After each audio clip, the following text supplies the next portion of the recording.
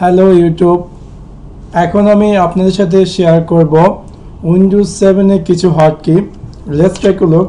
ফার্স্টে যদি আপনি উইন্ডো কি প্লাস ই কি চাপেন তাহলে আপনার উইন্ডো এক্সপ্লোরার শো করবে।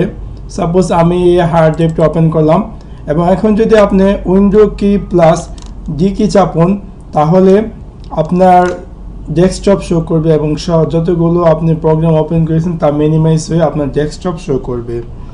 তারপর আমরা আসি যে আমরা যদি উইন্ডো কি প্লাস এফ কি চাপি তাহলে আমাদেরকে উইন্ডোজ সার্চ বক্স দেবে। আমরা এখান থেকে চাইলে যে কোনো কিছু সার্চ করতে পারি, অথবা আমরা যদি ডাইরেক্টলি F3 কি চাপি তাহলেও আমাদেরকে উইন্ডোজ সার্চ বক্স শো করবে। আমরা চাইলে যে কোনো কিছু সার্চ করতে পারি।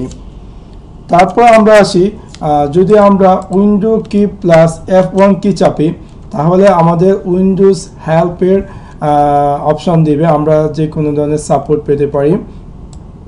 তারপর আমরা আসি যদি উইন্ডো কি প্লাস পি কি চাপি তাহলে আমাদের ডিসপ্লে প্যানেল শো করবে।